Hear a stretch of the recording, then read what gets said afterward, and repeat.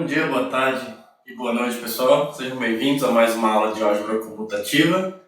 Hoje nós vamos começar a falar da estrutura quociente no conceito dentro do ambiente de módulos. Assim como nós fizemos para anéis, nós vimos que a partir de um anel e o ideal do anel, que era uma subestrutura especial deste, era possível definir uma estrutura quociente, não apenas como um conjunto, mas também com a estrutura do ambiente que ele estava inserido, no caso um anel, certo? E aqui a gente vai querer também construir uma estrutura parecida quando eu tenho um módulo e um submódulo deste módulo, tá?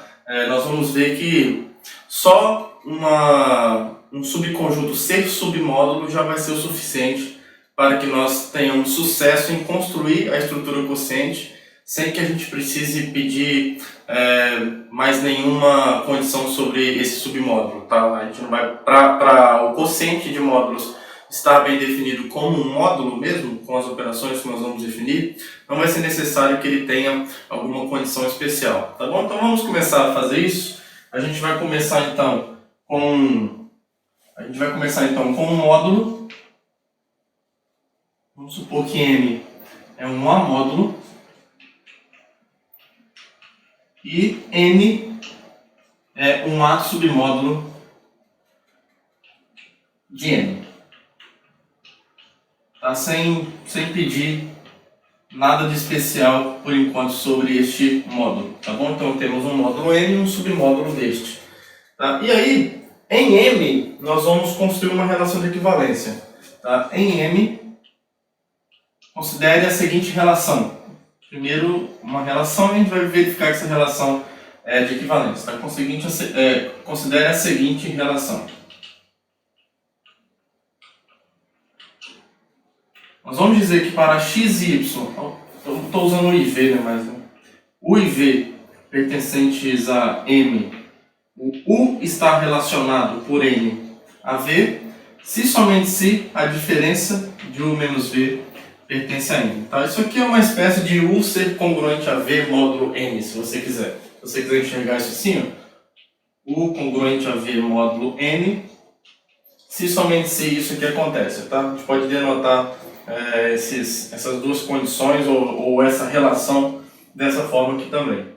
Tá bom? Observe que já tem uma certa similaridade com o que nós vimos com ideais. Tá? E aí nós vamos mostrar que essa relação é de equivalência. Tá? Então vamos mostrar. Não vamos ter grandes problemas com relação a isso. Vamos mostrar que essa relação é uma relação de equivalência.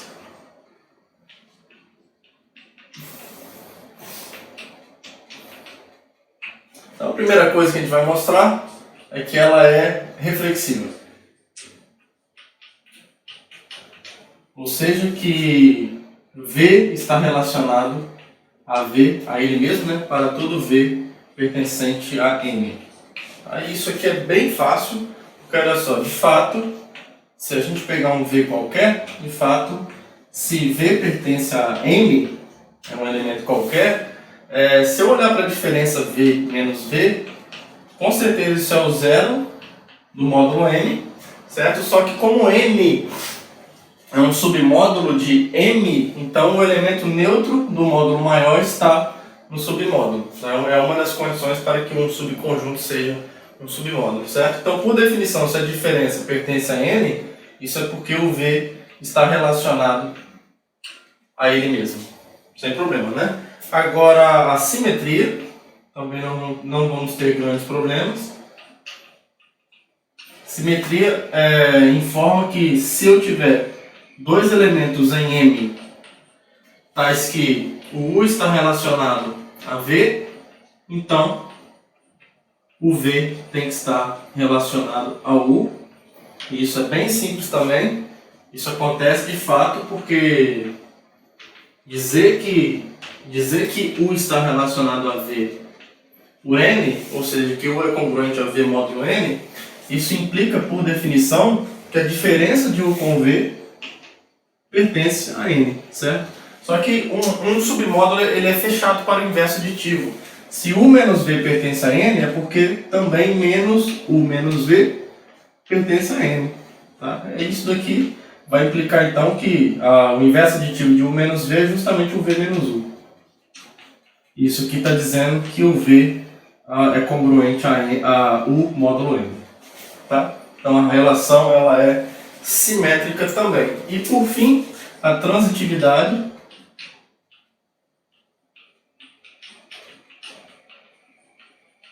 A transitividade nós temos que mostrar que se eu tiver três elementos, vou colocar aqui embaixo, U, V e W pertencentes a N, com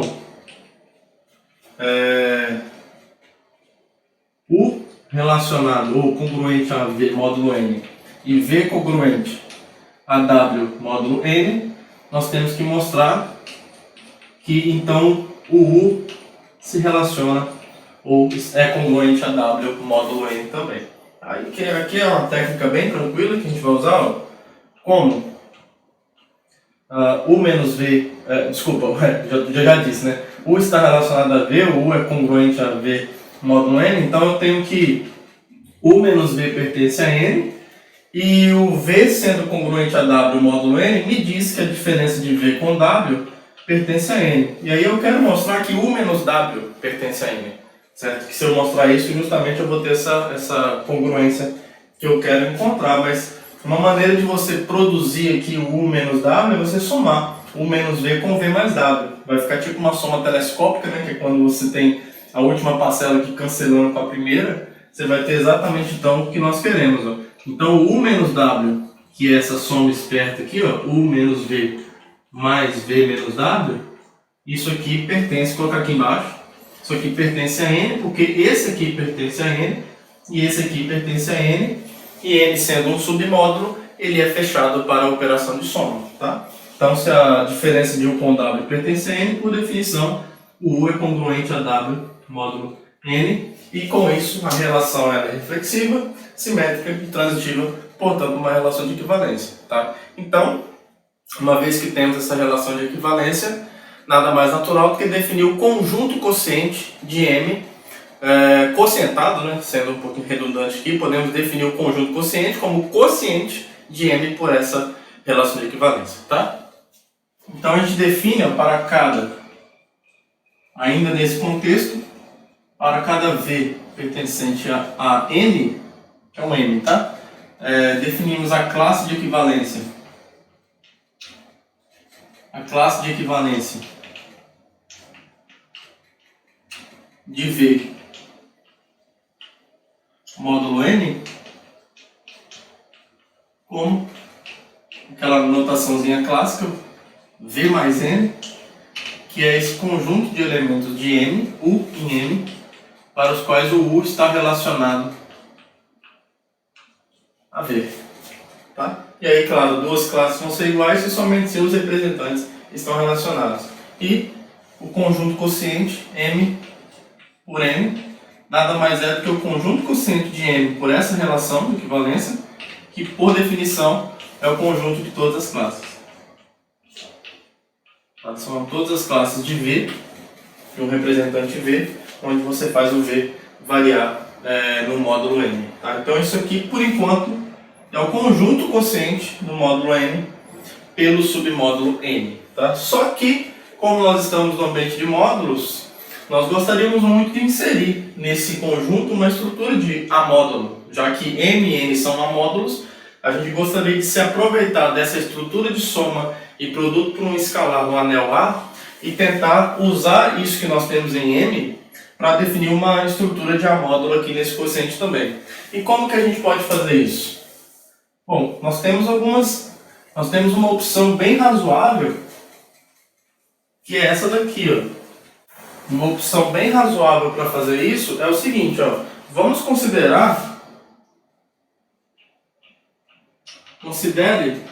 as operações dadas dessa forma, ó. Eu quero uma soma, nós queremos uma soma aqui nesse conjunto quociente. Sabemos que um elemento geral aqui é uma classe de um elemento de M, né, por N. E eu sei que nós temos nós sabemos aqui que eu já sei somar dentro de M. Então, uma boa tentativa que nós podemos fazer para somar duas classes é você olhar para a soma dos representantes dessas classes e aí tomar a classe dele via esse módulo N. Tá? E o produto por escalar, a gente pode tentar algo parecido. Eu preciso de uma função que sai do A cartesiano M por N, esse conjunto quociente, e quero, a partir de um elemento de A e alguém desse conjunto, gerar alguém que esteja aqui no quociente, no conjunto quociente pelo menos, né? Então, uma boa maneira de você tentar fazer isso é um elemento, eu pego um elemento do anel e uma classe que está aqui no conjunto quociente, eu sei que como V está em M, A vezes V está bem definido, como alguém do M. Então eu posso tentar pegar a classe dele, AV mais N, ou seja, a classe do elemento AV aqui, ó, só para deixar claro, essa soma aqui é no M e esse produto por escalar aqui é no M, certo? Só para a gente deixar claro o que está acontecendo. De novo, aqui nós temos não é um inconveniente, mas nós temos um detalhe que nós precisamos mostrar, é que essas operações não dependem dos representantes de classe que a gente toma. Tá? Então, duas coisas que a gente tem que provar aqui é o seguinte, para mostrar que essas operações estão bem definidas. Ó, primeiro, a gente tem que devemos mostrar que, vou colocar assim, primeira coisa que a gente precisa mostrar é que se eu tiver U1, V1, U2, V2 em M, tais que, vamos ver aqui, U1, a classe de 1 é igual à classe do 2 e a classe do V1 é igual à classe do V2, módulo N. A gente tem que mostrar que se isso aqui acontece, então a classe da soma de U1 mais V1 somado com N tem que ser igual à classe de U2 mais V2 somado com N. Então isso é uma coisa que a gente precisa verificar. Se nós verificarmos isso daqui, então a função soma aqui estará bem definida. E também precisamos verificar que a função produto por escalar também está bem definida nesse conjunto quociente. É um detalhe que a gente precisa porque antes de verificar que uma coisa é um módulo com duas operações, a primeira coisa é que essas operações precisam estar bem definidas enquanto funções. Tá? Então a segunda coisa que nós precisamos verificar é que se eu tomar aqui, aqui eu só preciso de um A mesmo, porque o A aqui no anel A, ele não tem representante de classe, ele é ele mesmo, né? Então a gente só precisa pegar aqui dois elementos, eu pego um elemento no anel e dois elementos aqui em M. Em M, tais que a classe de V1 é igual à classe de V2 e a gente precisa verificar então que a classe de AV1 via N, assim, né, olhando com mais detalhes, é a classe do AV2 módulo N.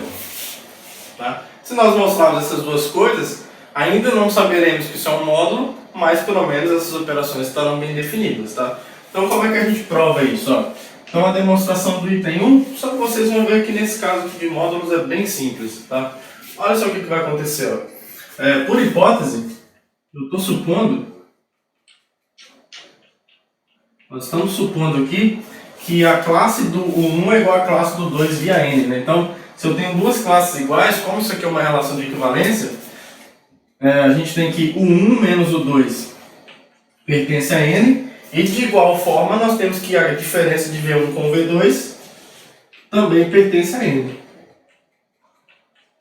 Também pertence a N. E aí, como eu quero provar que essas duas classes são iguais, observe que isso se resume a mostrar que a diferença desse cara com esse cara pertence a N. Só que se você for esperto, não esperto o suficiente, fica meio chato dizer. Mas se você tiver uma malícia suficiente, aí fica melhor. Você vai perceber que a diferença dessa soma menos essa soma é justamente você somar esses dois elementos aqui. Se isso aqui acontece, é porque o 1 menos o 2 mais V1 menos V2, soma desses dois camaradinhos aqui, pertencem a N, porque N é fechado para soma por ser um submódulo. Só que essa soma a gente pode reorganizar de maneira esperta assim, ó. Eu vou somar os U's, eu vou somar o 1 com o V1, ó. Eles não estão carregando nenhum sinal negativo, e os que têm sinal negativo eu vou colocar esse sinal em evidência, estou no módulo, eu posso fazer isso, e a gente obtém a mesma sentença. A diferença é que agora ficou explícito que a diferença entre essa soma com essa soma pertencem a N. Mas como eu estou numa relação de equivalência, isso acontece se somente se, mas aqui eu preciso só de uma implicação, a classe desse elemento for igual à classe desse elemento. O 2 mais V2 módulo N, tá bom? Então o item 1 está devidamente demonstrado.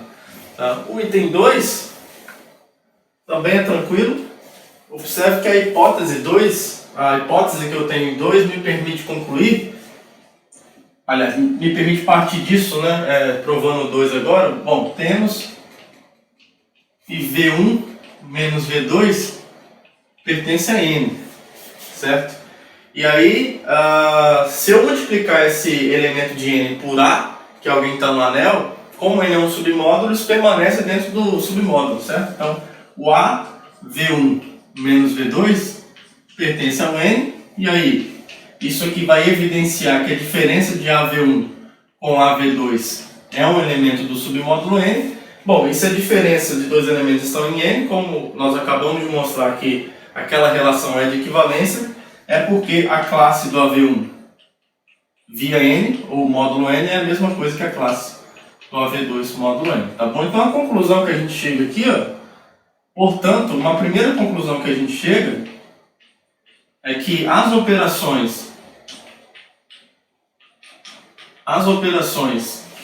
mais e ponto dessa forma estão bem definidas como função, tá? Então elas são operações bem definidas.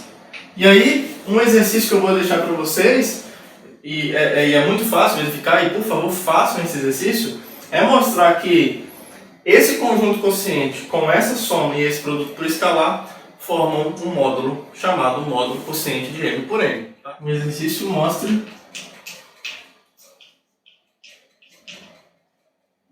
que esse conjunto quociente com essas operações que nós acabamos de definir, isso aqui é um amódulo ou um módulo sobre o anel A. Tá bom? E isso aqui é chamado de amódulo. Esse aqui é o amódulo quociente de M por N. Tá? Então, vai ser bem fácil, por exemplo, ó, eu vou fazer um exemplo aqui, ó, algumas considerações. Por exemplo, quando você for mostrar que a soma comuta, ó, por exemplo, a comutatividade da soma no módulo quociente, ó, você vai pegar dois elementos quaisquer, U e V em N, já que qualquer elemento do conjunto quociente é a classe de algum desses caras. Então, olha só, como é que você mostra que a soma aqui comuta, ó? Essa aqui é a soma do M quocientado por N, certo? Lembra que a gente está usando uma mesma notação para duas coisas a princípio diferentes, mas é para não ficar pesando muita notação. Mas se você quiser, só nesse início aqui, ó, frisar que essa soma é no quociente, tudo bem. Bom, por definição, essa soma é a soma dos representantes, e aí eu tomo a classe disso, módulo N. Só que aqui dentro, que agora, essa soma aqui é em M. E em M, eu já sei que M é um amódulo. Então, no amódulo M, eu sei que a soma comuta. Então, aqui dentro eu tenho a comutatividade. Isso aqui é V mais U. E a classe disso via N. Aqui é a soma de M. Só que pela definição que demos, isso aqui é justamente a soma. Isso aqui é a soma da classe de V, módulo N, mais a classe de U, módulo N. Tá? Aqui a soma no quociente. Certo? Então, observe que a comutatividade da soma em N transferiu automaticamente essa propriedade para a soma no quociente. Ou seja, a soma no quociente herdou essa propriedade da comutatividade da soma que tem em M. Isso vai acontecer em todas as outras demonstrações que envolvam as operações.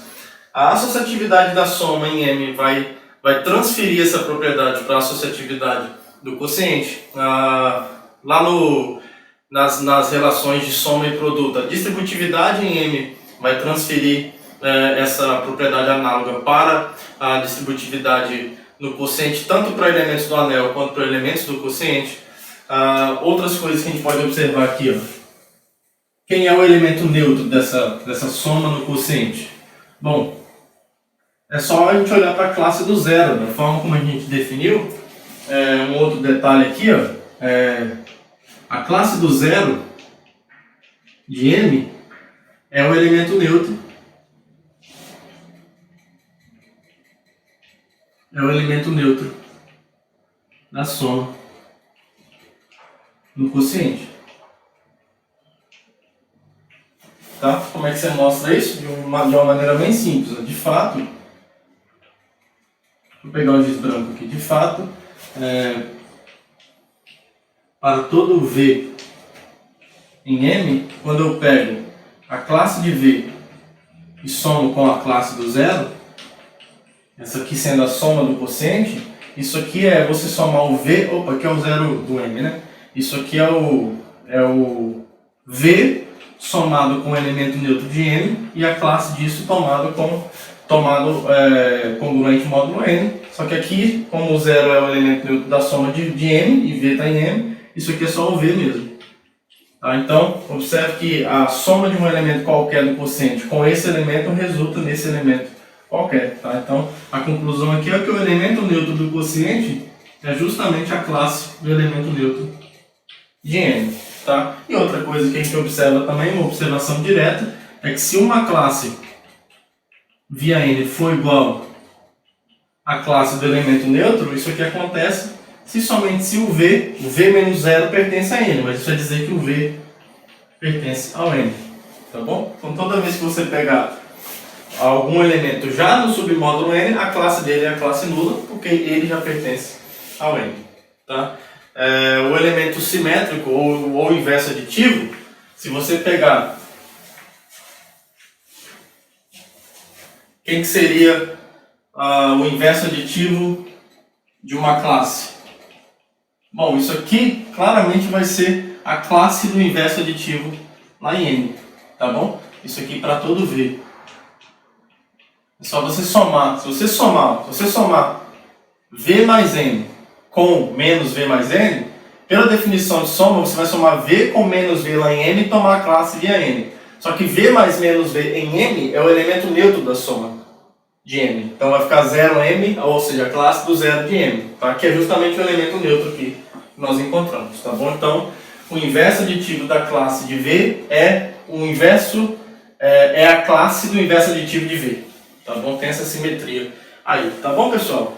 E aí, essa construção quociente, ela vem munida naturalmente daquele morfismo quociente. Tá? Se eu considerar essa função aqui, ó, se a gente considerar a função, classicamente a gente chama de π, que sai de M e vai em M por N, que pega cada V que eleva na classe, a gente consegue mostrar rapidamente que isso daqui, π é um morfismo de amódulos.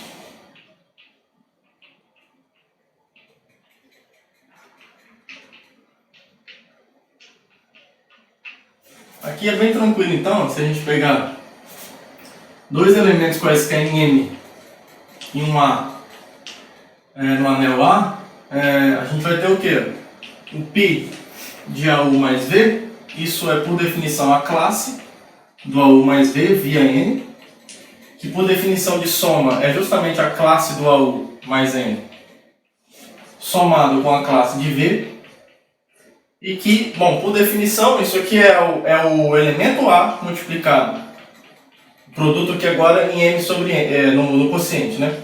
Mais V mais N. Tá? Aqui, ó, a soma é em M e o produto é em M. Aqui a soma é em M ainda. Aqui o produto é em M. E a soma aqui agora é só um símbolo para a classe. Aqui agora o produto é no quociente, a soma é no quociente, tá? E aqui que vai sobrar é o A π de U mais o π de V. Aqui o produto é do quociente e aqui a soma é do quociente, tá bom? Então, observe que nessa mesma equação nós estamos vendo que π preserva tanto a soma quanto o produto por escalar, né? O produto por elemento do anel A. Tá bom? Então isso aqui prova, deixa eu fechar com o laranjinha aqui. Isso aqui prova que π é um morfismo de amódulos e esse morfismo é chamado morfismo quociente. Tá? π é chamado classicamente morfismo quociente ou projeção quociente, morfismo quociente de M para quociente de M por N, tá? E aí ele tem algumas propriedades parecidas com o do anel, no caso de anéis, ó. A primeira coisa que a gente observa é que o núcleo, claramente, o núcleo desse morfismo quociente é justamente o N, tá? O núcleo desse morfismo quociente é N. Observe que um elemento V está no núcleo se somente se o π de V é o zero do módulo quociente, mas isso aqui implica então que a classe de V é igual à classe do elemento neutro de M, tá? Mas isso aqui está dizendo que V, lembra que nós já fizemos essa observação, se a classe de V é igual à classe nula, porque o V pertence a N, tá? Então essa sequência de equivalência estabelece que o núcleo de π é sempre N, tá? Um outro detalhe é que esse π é um isomorfismo, π é isomorfismo de amódulos. Antes disso a gente consegue verificar que π é sempre sobrejetiva, né? Independente de qualquer coisa, π é sobrejetiva. Esse morfismo quociente sempre é sobrejetivo, tá bom? Isso é fácil porque se você pega um W qualquer ou um Z qualquer no quociente, existe, é bem facinho, com certeza alguém em M, tal que Z é a classe de V módulo N. Tal que Z é V mais N. Tá? Mas V mais N, ou seja, a classe de V é justamente o π de V. Então observe que se você pegar um elemento qualquer, né, no contradomínio, ele está na imagem. Tá? Então, essa afirmação 2 está facilmente demonstrada. Uma terceira observação é que π é isomorfismo de amódulos se somente se o N é um módulo nulo, é um submódulo nulo, tá? O N é igual a zero, tá? Isso é fácil porque, olha só, dizer que π é isomorfismo,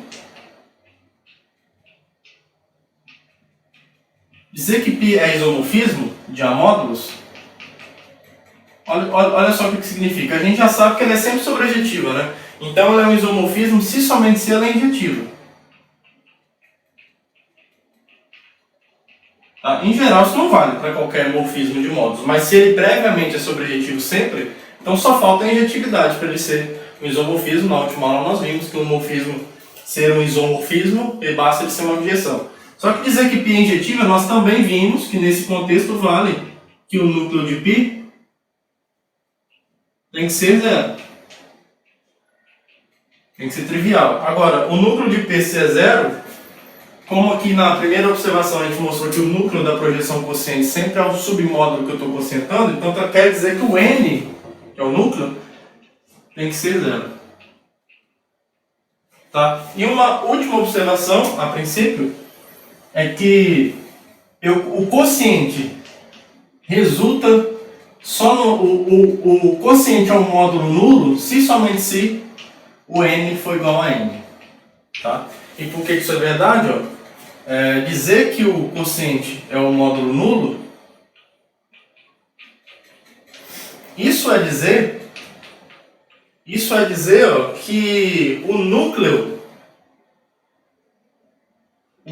de π é todo n, certo? Porque quando eu digo que o m quocientado por n é zero, eu estou dizendo que todas as imagens são nulas, né? Eu estou dizendo que todas as imagens, ou seja, que o π de v é zero para todo v, tá? Então, assim, todo mundo está no núcleo, se isso aqui acontecer. Já que ele é sobrejetivo, isso é importante, né? Isso aqui, como m sobre n é igual à imagem de π, porque ela é sobrejetiva, então dizer que a imagem de π é igual a isso, é igual só ao elemento neutro do quociente, é dizer que o núcleo é todo mundo, tá? O núcleo é todo mundo. Só que o núcleo, a gente viu na primeira observação que era o n. Então o núcleo de π ser igual a m é equivalente a dizer que o n é igual a m. Tá? Então também bem tranquilo. Então, para o quociente, para esse morfismo ser um isomorfismo, só quando o módulo de baixo for zero, né? Então em particular, observe que em particular a gente tem que o m quocientado pelo submódulo trivial, isso é isomorfo ao próprio m, tá? É uma condição que ocorre sempre em estruturas algébricas. E o quociente dá zero só quando esse aqui de baixo é igual ao m, tá bom? Então são observações simples, mas que são importantes ao longo do curso que nós vamos desenvolver, tá? E aí a gente vai mostrar que esse morfismo π ele tem os submódulos de m que contém n estão em uma bijeção com os submódulos do quociente, tá? Assim como a gente fez para ideais, aqui também isso vai valer. Então, uma proposição, se eu tiver n, seja n um A submódulo de m,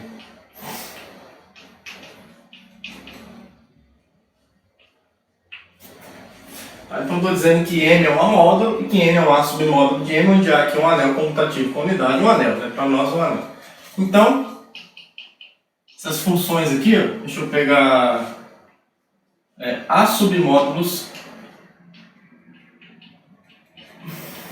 Ah tá, eu vou considerar a projeção quociente aqui, peraí. Sejam isso e π, vou precisar dela. A projeção quociente. Que a gente já sabe que é um morfismo sobrejetivo de A módulos. Então, esse conjunto aqui, ó, A submódulos do quociente, está em bijeção com esse daqui. A submódulos de M que contém N. Tipo ideais, parecido com ideais, tá? Então aqui a função que eu vou chamar de φ, ela pega um submódulo aqui, H, e leva em π a menos 1 de H. Tá? E aqui um submódulo de M que contém N, eu vou pegar um P, que é um submódulo de M que contém N, e vou levar na imagem direta π de P. Tá bom? Então a gente vai mostrar primeiro, eu vou chamar essa função aqui de gama, provisoriamente, tá? Mas depois ela vai ser a inversa de φ. Tá? Então a estética das funções é bem parecida com o caso de ideais. Tá? A função que sai daqui para cá é π a menos 1 de H, e daqui para cá é π de P. Tá bom? Então a gente tem algumas coisas para fazer aqui. Ó. Primeiro a gente tem que mostrar que essas funções estão bem definidas. Tá? Pelo que nós fizemos na última aula, a gama já é bem definida, porque nós vimos que a imagem direta de qualquer submódulo do morfismo é um submódulo daqui. Tá? Então a imagem direta, a gama já está bem definida, a gente precisa mostrar. Que o π a menos 1 de H é um submódulo daqui, com certeza, porque a imagem inversa de um submódulo daqui é um submódulo daqui também, porque π é um morfismo de módulos, a gente pode usar o que a gente provou na última aula. Mas para pertencer a esse conjunto, para estar bem definida, ele não basta ser um submódulo de M, ele tem que conter o N também. Então, para mostrar que o φ está bem definida, basta a gente mostrar que o π a menos 1 de H contém N. Tá? Então, a primeira coisa, só para registrar, já sabemos da última aula que gama está bem definido. Então, não precisa provar isso.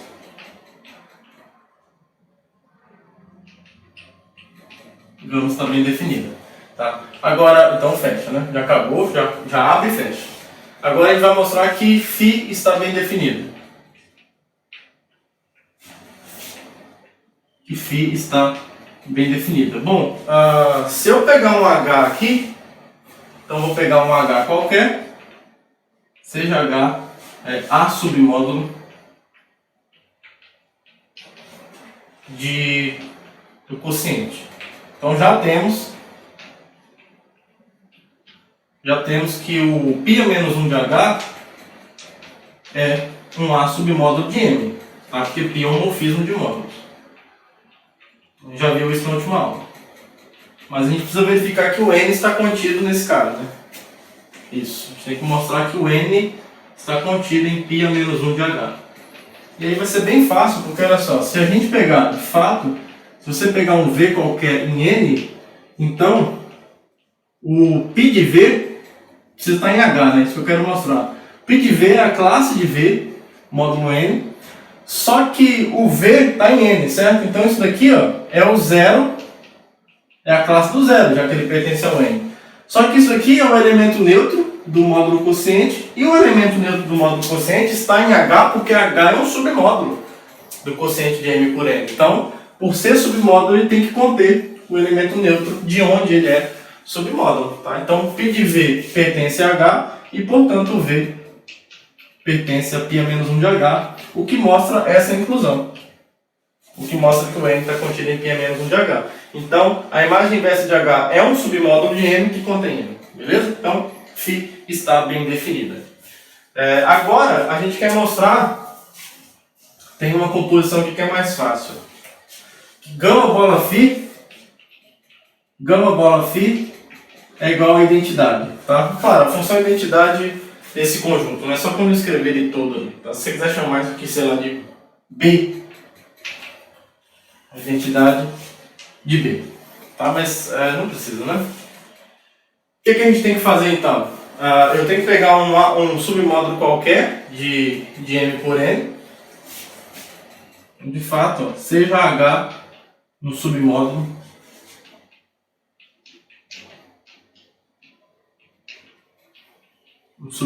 de M por N. E aqui vai sair direto, ó.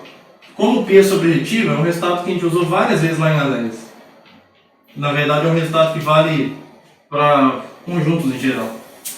Como P é uma função sobrejetiva, nós já vimos isso, então quando eu calculo gama bola φ de H, isso é igual, por definição, o φ pega π-1, né? E o gama aplica π. Então vai ficar π, a imagem direta da imagem inversa de H.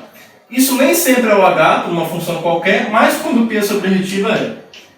Tá? Então, quando π é sobrejetiva, quando a função é sobrejetiva, f, a imagem direta da imagem inversa, é igual ao carinha que eu estou trabalhando aqui dentro. Tá bom? Então, se isso aqui é igual a isso, é porque o gama bola φ é a identidade. Tá? Agora, para fechar, para mostrar que isso aqui é uma objeção, eu não escrevi, né, que eu queria. Então, φ e gama são objeções. Se ainda não deu para entender o que eu estava fazendo, era isso que eu queria. Tá? Mostrar que φ e gama são objeções e uma inversa da outra. Tá? E φ-1 é gama. É isso que a gente está querendo provar aqui. Então, a gente já fez quase tudo, né? Φ e gama estão bem definidas. A composição de gama com φ é a identidade. Agora só falta mostrar que a composição de φ com gama é a identidade. Então, agora a gente quer mostrar que mostrou gama com φ, agora φ com gama. Isso aqui a gente quer mostrar que é igual à identidade. Então, eu vou pegar agora no domínio aqui de gama, eu vou pegar um P, então seja P. Vou pegar o branquinho aqui mesmo que é melhor. Seja P um A submódulo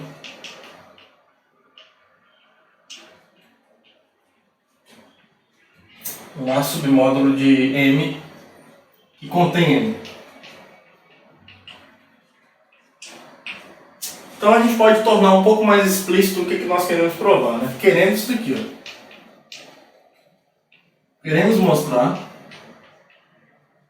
que P é igual a φ bola gama de P, por sua vez é π-1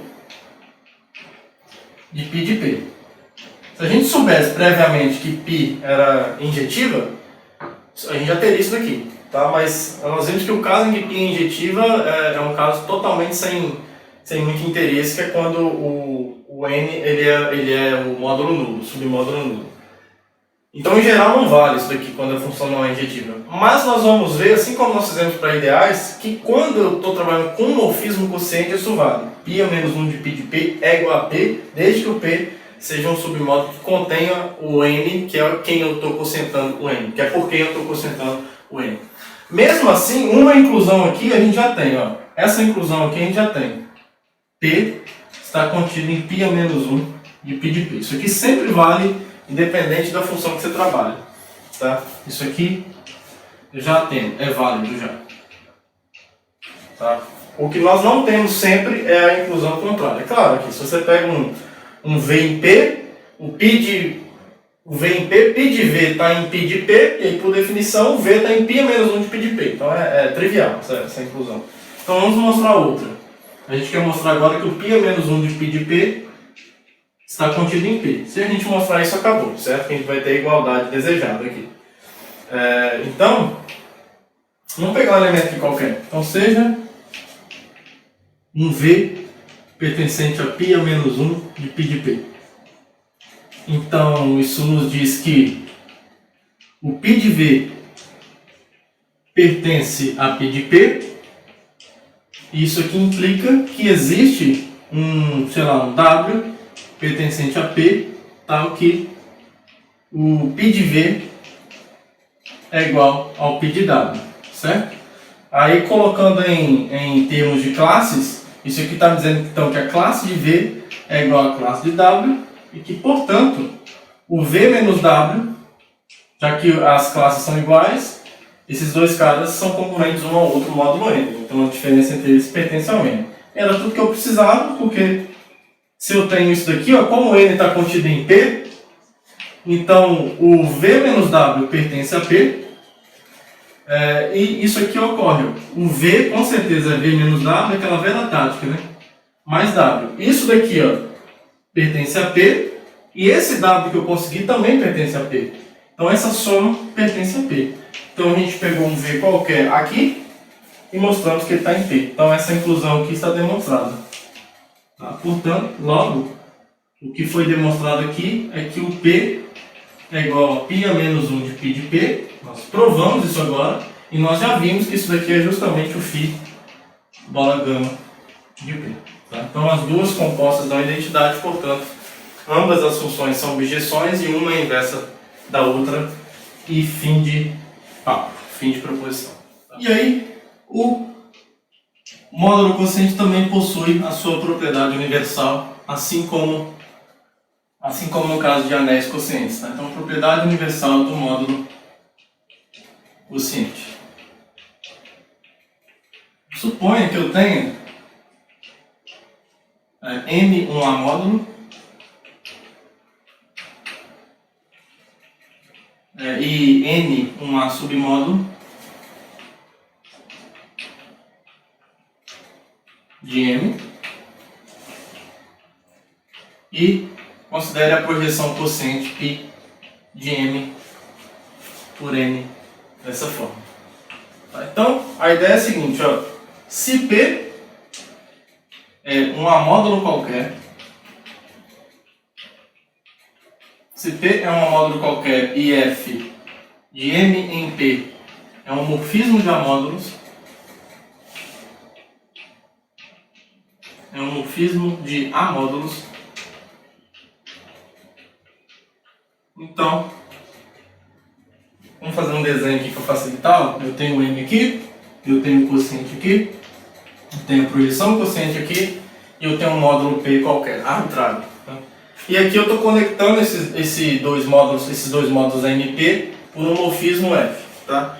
Então, se F é um morfismo de A módulos, só preciso de uma condiçãozinha aqui. Se F é um morfismo de A módulos, tal que esse submódulo aqui que eu estou quocientando M está contido no núcleo de F, então, se isso aqui acontecer, então existe um único morfismo de A módulos,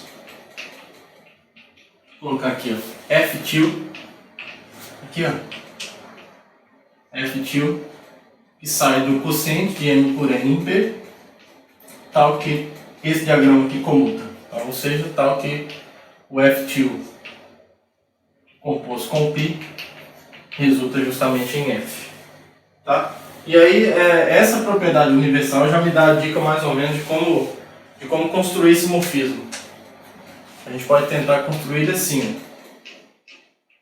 Então, quero, a partir do morfismo F, construir um F til que fatore o F via π. Né? É uma maneira de você dizer isso, clássica.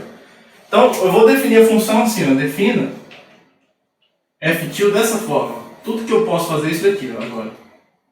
Eu vou definir uma função do quociente, sabe? Eu vou tentar definir assim, ó. Ele pega a classe, ele pega a classe de V módulo N e leva, já que o V está em M, eu tenho F de V em P. Tá? Então, isso daqui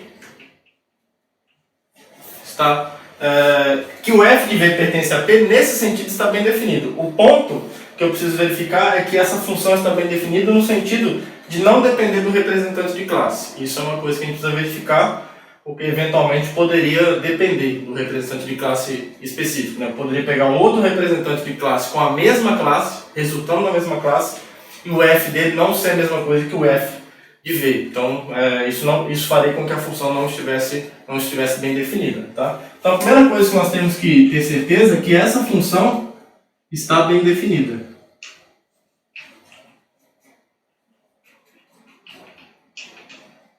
Precisamos verificar isso, tá? E verificar isso é provar isso daqui, ó. É pegar dois elementos quaisquer em M, que tem a mesma classe, via N, ou seja, que são congruentes módulo N, ou seja, com U mais N igual a V mais N. Nosso objetivo é mostrar que essa igualdade implica que F de U é igual a F de V, mas vai ser bem fácil por causa dessa inclusão que nós estamos exigindo. Olha só o que vai acontecer, ó. Dizer isso daqui, ó, é dizer então que a diferença de U com V pertence a N, certo?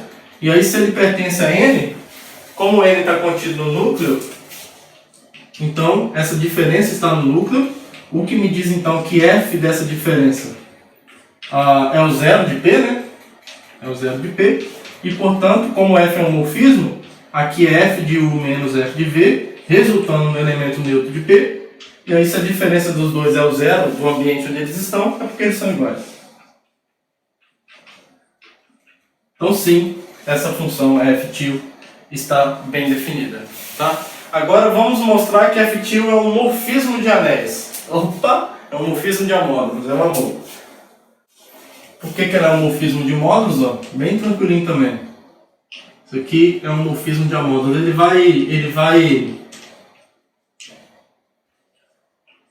vai herdar essa propriedade da própria F. Tá? Então, se nós pegarmos aqui duas classes quaisquer de elementos do quociente e um elemento do anel, só para provar que ela preserva as duas operações ao mesmo tempo, então olha só o que vai acontecer.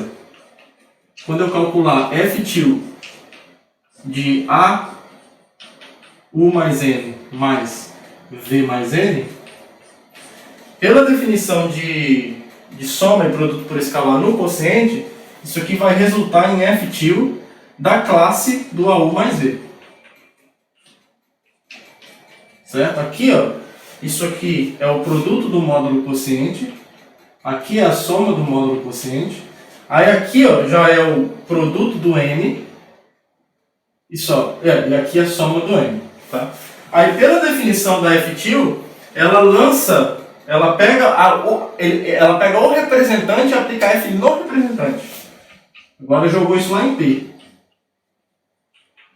Tá? Aí eu já sei que isso daí, que F é um morfismo de amódulos. Então, esse produto aqui, essa soma que estão em M, vão se distribuir dessa forma, como sendo A F de U mais F de V. Agora, esse produto aqui em P, essa soma aqui em P, só que de novo, pela definição de F, o F de U é justamente o F til da classe de U, mais o f de v é justamente o f da classe de v. Tá? E aqui continua sendo o produto em P e a soma em P. Tá?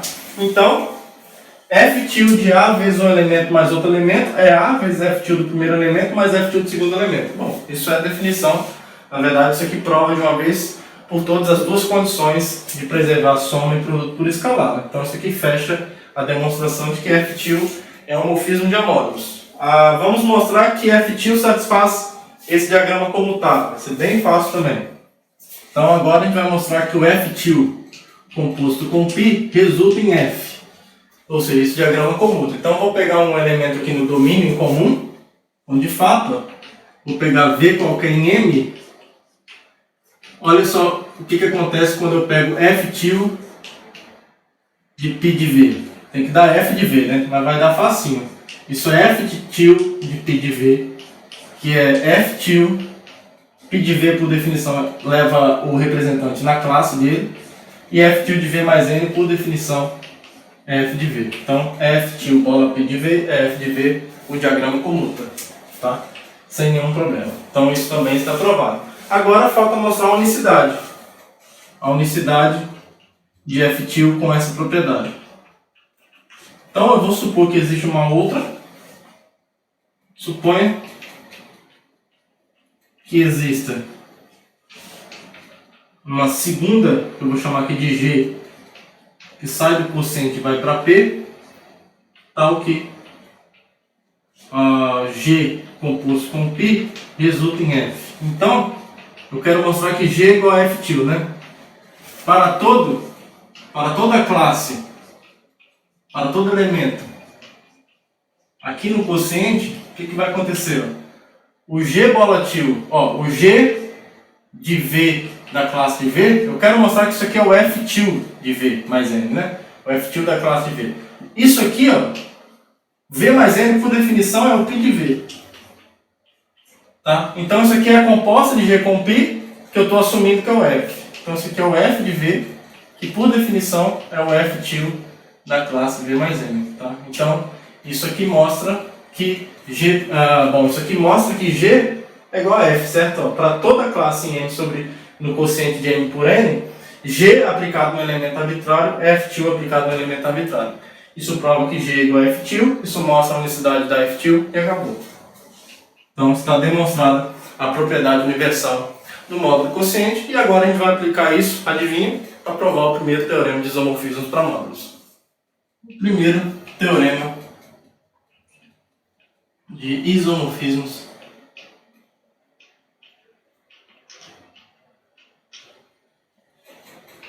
de módulos. Toda estrutura algébrica que se deu a respeito tem um teorema desse. Então o que ele diz? Tome, seja F de M em N, um morfismo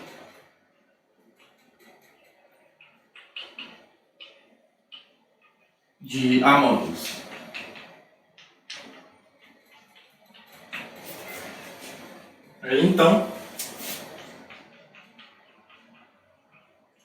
Então F então F induz um único isomorfismo de A módulos. Então essa função aqui, F M quocientado pelo núcleo de F indo na imagem de F é um isomorfismo.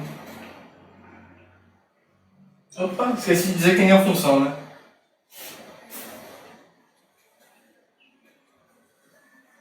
Tem que dizer qual é, né? Núcleo de F,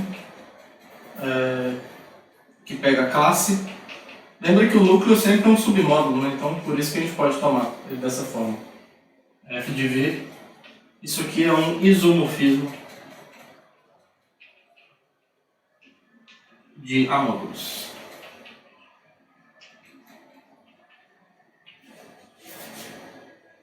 Tá. Beleza? Então,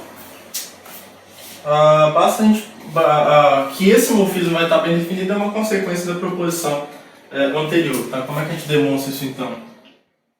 Observe o seguinte, a gente tem aqui a gente tem o morfismo quociente.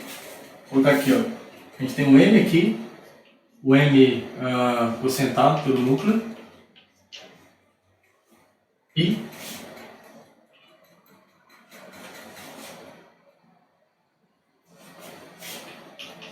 aqui eu posso colocar a imagem de F, onde aqui eu posso colocar a F restrita, né? A F restrita, colocar um F entre aspas, assim.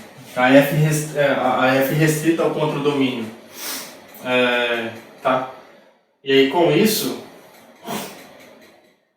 a gente vai conseguir aqui um único morfismo daqui para cá, que é F-til, satisfazendo essa composição. Então, se você quiser, a princípio, aqui, colocar o N, provisoriamente, a gente vai saber disso daqui. Ó. Vou pegar um outro X aqui. Pela proposição anterior,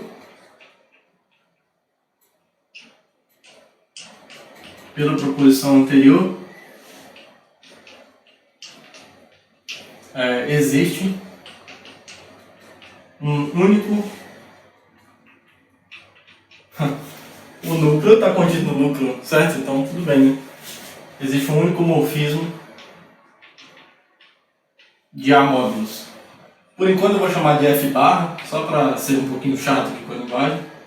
F barra, vou deixar o F til para quando eu restringir a imagem aqui.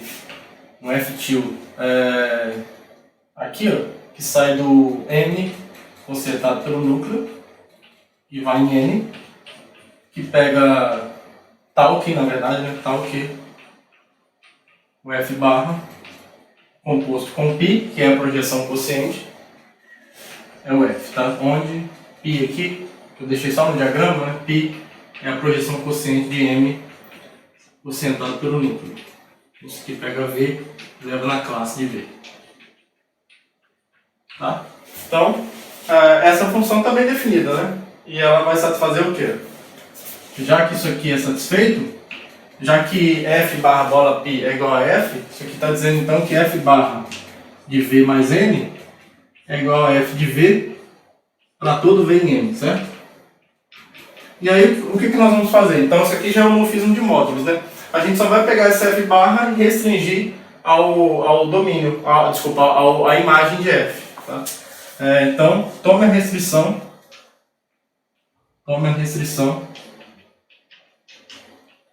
F barra, ou F til, desculpa,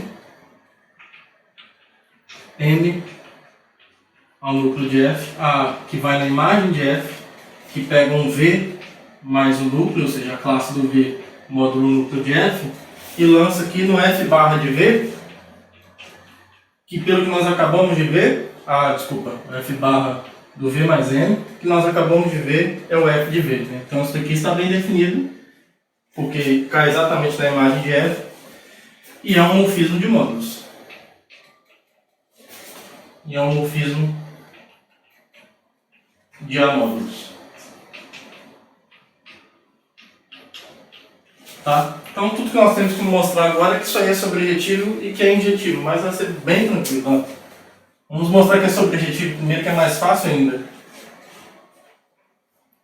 Pela lei de formação da F-til, observe o seguinte, ó, F-til é sobrejetiva. Ó, de fato, a imagem do F-til, pela lei de formação dela, a imagem do F-til é justamente a imagem de F, tá? E a imagem de F aqui é um módulo que está no contradomínio, é todo o contradomínio. Então por isso ela é sobrejetiva.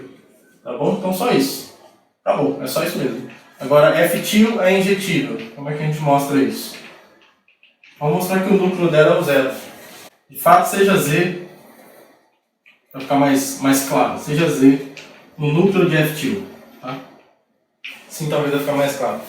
Bom, se ele está no núcleo de F-til, ele é alguém do quociente aqui, né? Do domínio da função. Tá? Para começar. Logo, então podemos escrever Z, sei lá, é um V mais um núcleo, uma classe de V módulo núcleo para algum V em M.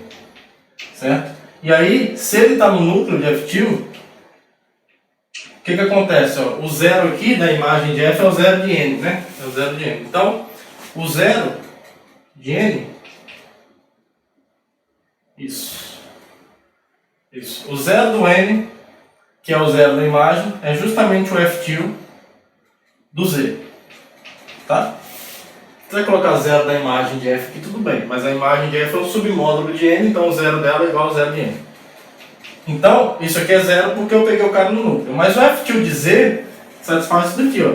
É o f, bom, isso é o f tilde da classe de v via o núcleo de f, que é o quê? F tilde de v mais o núcleo, ou seja, o f tilde da classe de v módulo núcleo, é justamente o f do representante.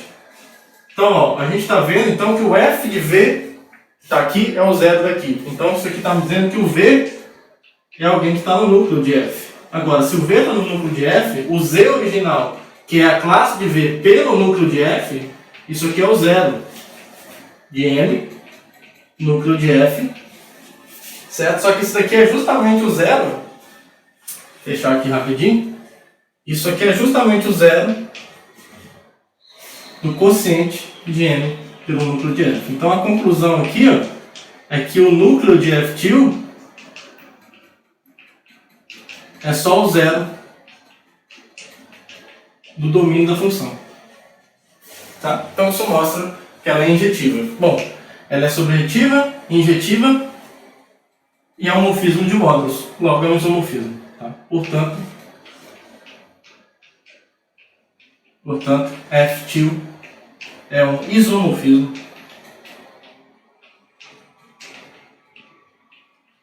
de amódulos. A gente já mostrou isso, né? Na última aula, que para eu ter um isomorfismo basta eu ter um morfismo, que é uma objeção. Tá bom? Então bem tranquilo, uma consequência aí rapidinha. Tem alguns detalhes para verificar, mas é uma consequência bem rápida do teorema anterior, que é a propriedade universal do módulo quociente. Tá? Isso aqui em álgebra linear vocês podem aplicar de maneira legal para mostrar o teorema do núcleo da imagem. Já que todo espaço vetorial é um módulo, uma coisa que vocês podem mostrar, por exemplo, um exercício legal, para quem já viu álgebra linear, é esse daqui. Ó. Primeira coisa, se você tiver, se V for um espaço vetorial sobre um corpo, dimensão finita, de dimensão finita,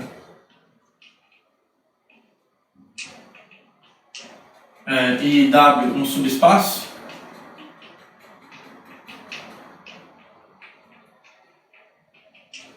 subespaço vetorial, um exercício que vocês podem fazer a princípio é mostrar isso daqui, ó, que a dimensão do espaço vetorial quociente, que vai ser o módulo quociente, então a dimensão, prova isso daqui, ó, a dimensão do espaço vetorial quociente é a dimensão de V menos a dimensão de W.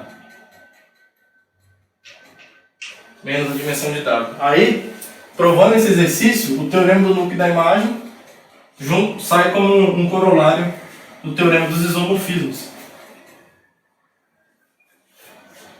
Ainda nessas condições, ó, se esse aqui for um primeiro exercício, aqui, ó, coloca as hipóteses são as mesmas aqui por enquanto.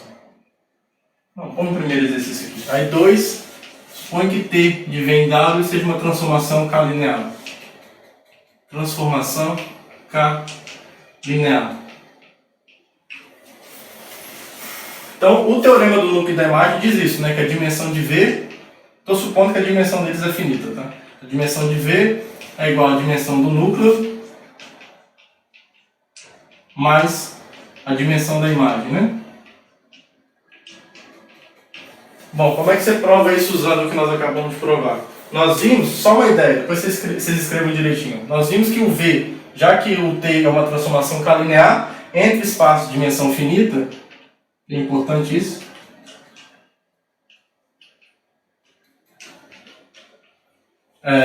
O V quocientado pelo núcleo de F é isomorfo à imagem, certo? E aí espaços vetoriais que são isomorfos têm a mesma dimensão. Então a dimensão do V quocientado pelo núcleo sobre K é igual à dimensão da imagem. E aí, por esse exercício que vocês vão provar, Isso aqui é a diferença da dimensão de V menos a dimensão do núcleo. Isso aqui tem que ser igual à dimensão da imagem. E, portanto, jogando a dimensão do outro lado, a dimensão de V é a dimensão do núcleo mais a dimensão da imagem. Então, por isso que muitas vezes o primeiro teorema de isomorfismos pode ser chamado de teorema do núcleo da imagem por causa dessa igualdade. Então, essa igualdade então sai do teorema dos isomorfismos para módulos, já que todo espaço vetorial é um módulo. Então, o espaço vetorial quociente coincide com a noção de módulo quociente. Beleza, pessoal? E agora a gente vai aplicar esse primeiro teorema de isomorfismo de módulos para obter um isomorfismo bem legal. Quando eu pego o quociente do quociente, o que vai acontecer? Olha que legal. Então, uma proposição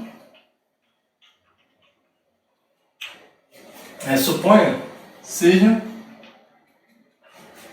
M um A módulo e N e P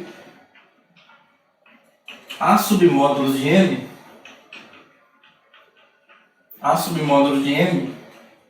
que satisfazem isso daqui, ó. P é um submódulo de M, que é um submódulo de M. Tá bom? Tem essa cadeia de inclusões aí.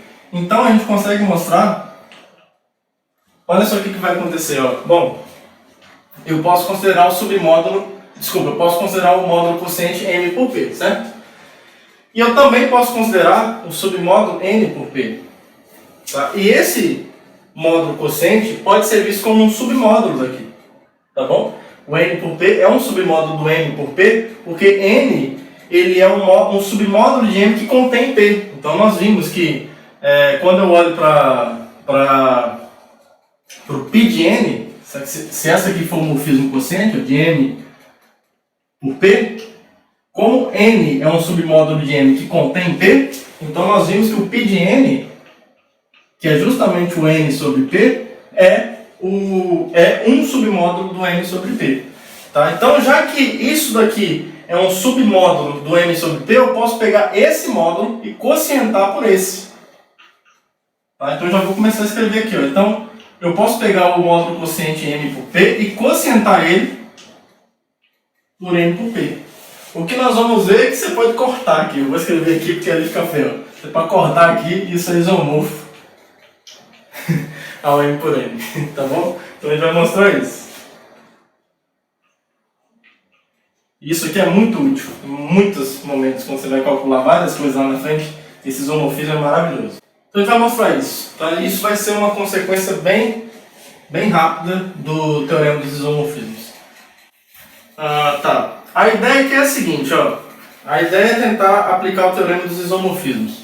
Como é que a gente vai tentar aplicar esse camarada? Ó, eu tenho aqui, eu tenho a projeção quociente aqui, ó, de M para M por P. Para M por P, certo? Isso. Então essa aqui eu vou chamar de πP, por exemplo. Projeção quociente de M para P. E eu tenho a projeção quociente de M para M por N, que eu vou chamar de Pn. Tá? E aí, olha só o que acontece, ó. O P está contido no núcleo disso, que é o N, tá bom? Então, pela propriedade universal, existe uma F aqui que faz esse diagrama como tá bom? Então é isso que a gente vai usar, ó. Então considere as projeções, considere os morfismos quocientes. Os morfismos quocientes, aqui como eu estou trabalhando com mais de um submódulo, eu vou colocar esse índice aí para não confundir os dois. Então eu vou considerar o morfismo quociente de M para MP, M quocientado por P, e o morfismo quociente Pn, que sai de M e vai para M por N. Pega V e leva na classe. Tá? Então aqui eu vou aplicar o teorema dos isomorfismos. Não, teorema dos isomorfismos não. Vou aplicar a propriedade universal. Como o P está contido em N, que é justamente o núcleo de πn, certo? O núcleo de πn é justamente n, eu tenho essa inclusão. Então, pela propriedade universal,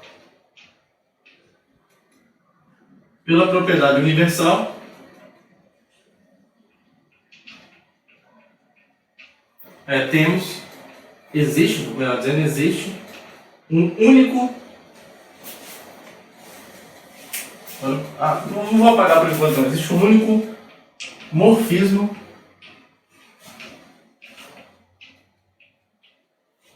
de amódulos, que eu vou chamar aqui de F, que sai do M por P e vai no M por N, tal que o F composto com πp é igual a πn. Certo? Então isso aqui está me dizendo, já que o domínio comum que é o M, logo F de V mais P é igual a V mais N para todo V em N, certo? É isso que ele está dizendo, tá? Porque π de P leva em V mais P, na classe de V, módulo P, e aqui o πn de V é a classe de V módulo N, tá? E essa igualdade vale para todo V em N, tá? E aí a gente já sabe disso aqui, ó. Agora sim a gente vai usar o teorema dos isomorfismos. Pelo teorema dos isomorfismos,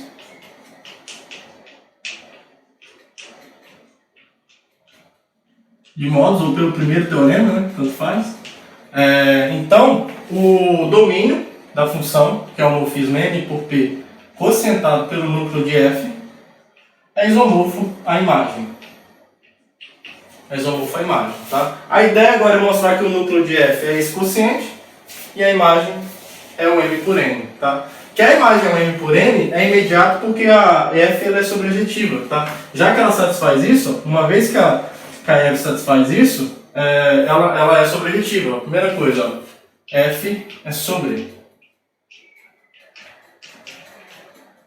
De fato, olha só o que acontece. Se você pegar um elemento qualquer em m por n, dado um z qualquer em m por n, existe um v em m, com certeza, tal que o z é a classe do v, módulo n. Logo, esse z, que é a classe de v por n, por essa igualdade, já que vale para todo v em m, isso aqui é igual a f de v mais p. Tá? Bom, então todo z é a imagem de alguém de f. Tá? Então acabou. Isso aqui pertence ao quociente de m por p, então isso aqui prova que a f é sobrejetiva. Então aqui beleza. E agora a gente só tem que mostrar que o núcleo de f é justamente o n por p. A gente vai usar essa igualdade aqui também. Lembra que a f satisfaz isso, então vamos colocar no cantinho aqui. Eu tenho uma f aqui que sai do n por p, que vai no m por n, pega uma classe via p e leva na classe módulo n. Tá bem bonitinha essa função, né? Então a f faz isso, ela está bem definida, o morfismo de módulos, isso tudo por causa da propriedade universal. Tá? Agora o núcleo de f. Vamos provar que o núcleo de f é igual ao n por p. De fato, olha só o que acontece. O núcleo de f. Observe o seguinte, ó. Uma classe v mais p pertence ao núcleo de f se somente se, ó, o f disso, o f de v mais p, ou seja, o f da classe de v módulo p, é o zero do módulo quociente m por n. Então isso aqui ocorre se somente se a classe, ó, quando eu aplico f na classe de v módulo p, isso é a classe de v módulo n. E isso tem que ser o zero daqui, que é o zero m por n. Só que isso aqui está me dizendo que o v pertence a n. Certo? Então, isso aqui, se o v pertence ao n, a classe do v módulo p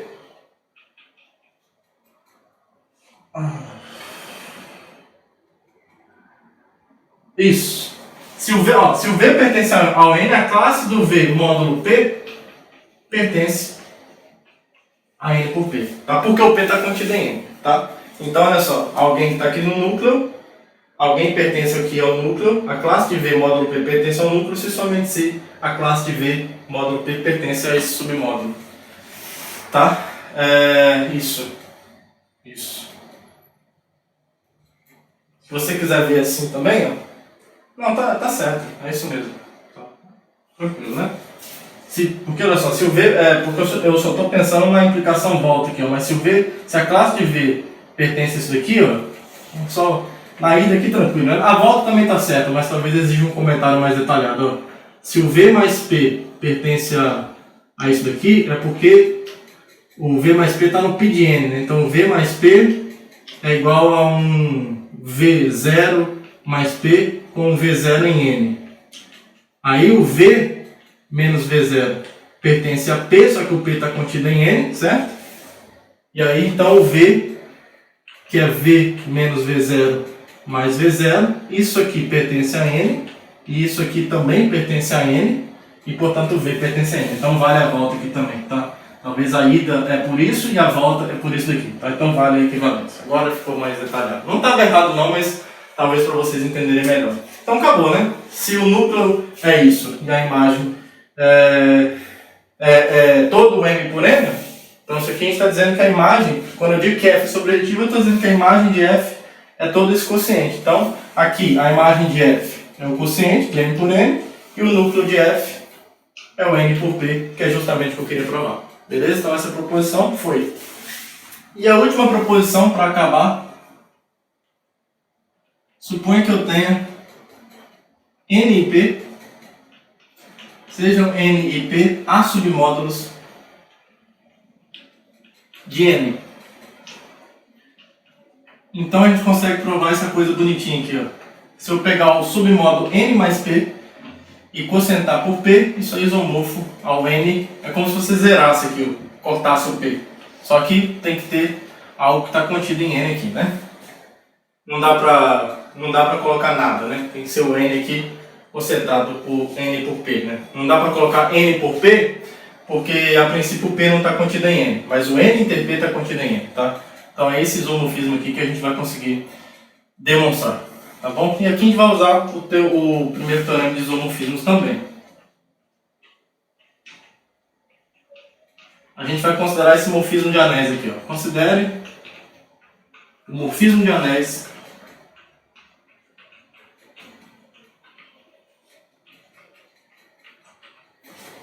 que eu vou chamar assim, ó, F, que sai de N e vai no N mais P, quocientado por P, que pega um V em N e leva na classe. Tá?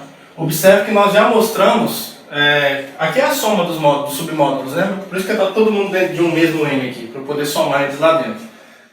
Nós já mostramos que o módulo soma contém todas as parcelas, né? Provamos isso no geral, na verdade. Eu deixei isso para vocês demonstrarem, mas eu narrei a demonstração. Quando a gente falou disso daqui, ó. Uma soma qualquer, assim. Como eu falei para vocês, a gente vai usar mais mesmo no caso que a gente estiver somando dois módulos. Então, isso aqui acontece. Então, já que o N está contido em N mais P, eu posso pegar a classe dele módulo P, certo? Como isso daí nada mais é do que a restrição do morfismo que sai de M para M quocientado por P, já que tanto N quanto P estão contidos em M, isso aqui com certeza é um morfismo de anéis, não tem nem dúvidas, né? A estética dele é a mesma da projeção quociente. A diferença é que eu só estou lançando ele, estou meio que incluindo ele em N mais P. Isso aqui é uma composição, na verdade, né? É um morfismo de anéis. Né? Por quê? Eu tenho N aqui, que eu estou incluindo dentro do N mais P. Eles são, isso é submódulo disso, e aqui eu pego a projeção quociente. Tá? Então essa F é a composição desses dois. Tá? Esse é o morfismo de anéis, que é a inclusão, isso aqui é a projeção quociente, e isso aqui é a composição. A composição de morfismo de anéis é um morfismo de anéis. Né? E aí o que nós vamos mostrar, primeiro, é que essa função é sobrejetiva, porque eu quero aplicar o teorema dos isomorfismos aqui. Ó. F é sobrejetiva. Então, de fato, ó, como é que a gente mostra isso? Vou pegar alguém qualquer ali, pegar, seja um Z desse quociente, quero encontrar alguém N aqui, tal que F desse cara é o Z. Isso. Então, o Z pode ser escrito assim, ó. Z é a classe de algum U, módulo P, com U pertencente ao N mais P. Certo? E aí, espertamente, eu vou escrever U como uma soma, já que U está em N mais P, ele pode ser escrito como uma soma de V mais W com V em N e W em P. Tá? Assim, o que vai acontecer? Ó? O Z, que é U, que é a classe de U módulo P, isso é a classe de U, que é V mais W, módulo P, que por definição de soma nesse módulo quociente, isso é a classe de V, mais a classe do W, só que o W já está em P. Então essa classe aqui é nula. Então isso aqui é V mais P, mais a classe do zero, N quocientado por P, ou N mais P sobre P, tanto faz. Isso daqui é o próprio V mais P, que é justamente o F de V, certo? Então, a gente pegou um Z qualquer no contradomínio e mostramos que ele está na imagem de F. Né? Então, isso mostra que a F é sobrejetiva. Agora, nós vamos mostrar que o núcleo de F é justamente essa interseção. Aí vai acabar. Então, F é sobrejetiva, acabou. Vou deixar só anotado aqui que a gente fez isso. Isso aqui foi feito, ok? Agora, a outra afirmação é o núcleo de F é justamente a interseção de N com P. Certo? Então, ó, uma inclusão é rápida, né? Observe que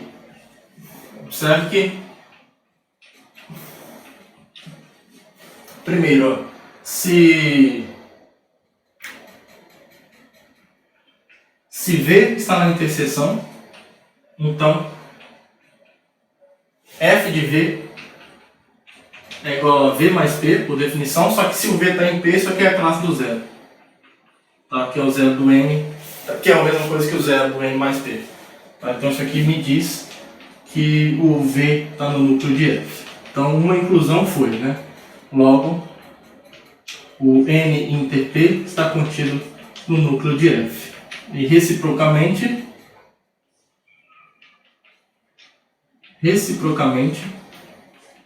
se seja V pertencente ao núcleo de F. Quero mostrar que o V está tanto em N quanto em P, né? Então, olha só, o que vai acontecer aqui?